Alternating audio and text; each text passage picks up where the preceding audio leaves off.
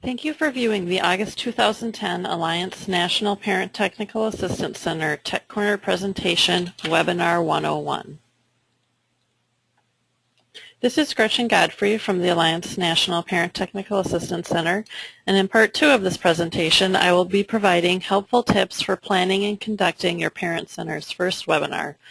Part 1 of this series provided an overview of webinars and information on selecting a web conferencing service.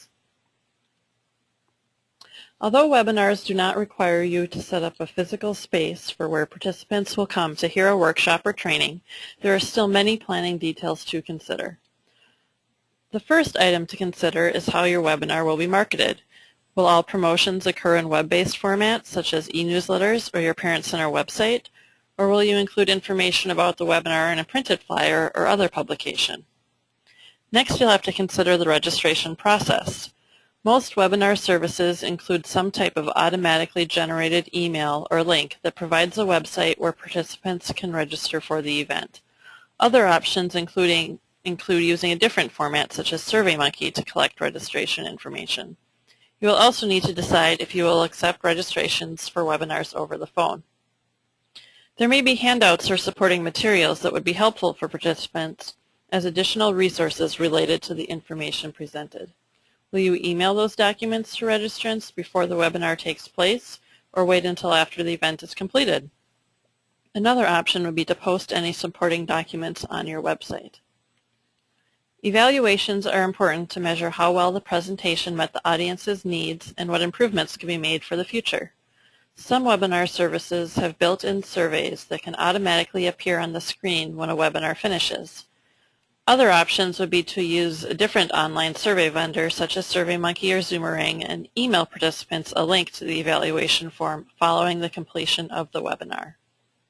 If your Parent Center typically provides CEUs or clock hours to professionals attending your workshops, you will need to determine a system for tracking attendance to your webinars. One option is to email a certificate of attendance after the attendee has completed the webinar evaluation form. It is always important to keep in mind any grant requirements when conducting webinars. Does your grant require you to have a certain number of live attendees, or will people watching your webinar recording count towards your total attendance? Is it required that the webinar be archived on your website for ongoing use by parents and professionals?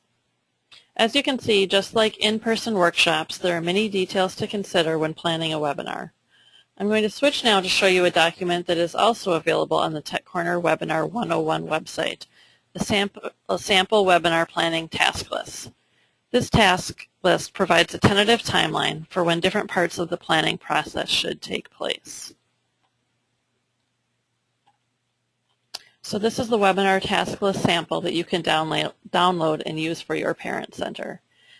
On the left-hand side are different tasks, the pre-event tasks that should take place 6 to 8 weeks before the webinar, promotion and marketing 4 to 6 weeks before the event, preparing the final materials 2 to 4 weeks before the event, final preparations 1 or 2 weeks before the webinar is scheduled, and then also some steps to take the day before the webinar and follow-up after.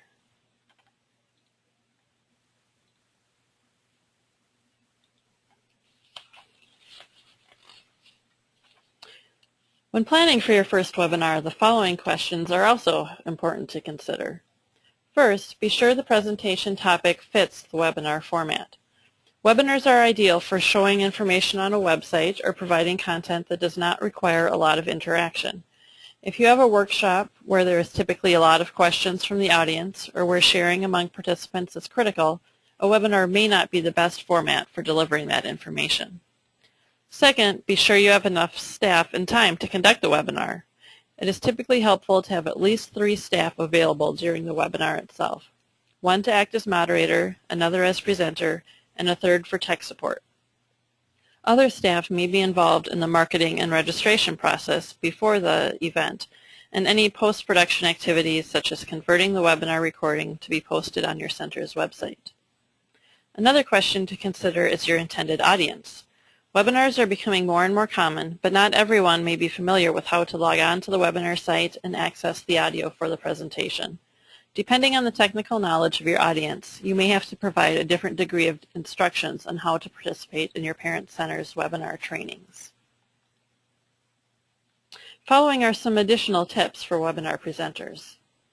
First, it may be helpful to conduct a training in a typical live workshop setting before presenting it in a webinar format.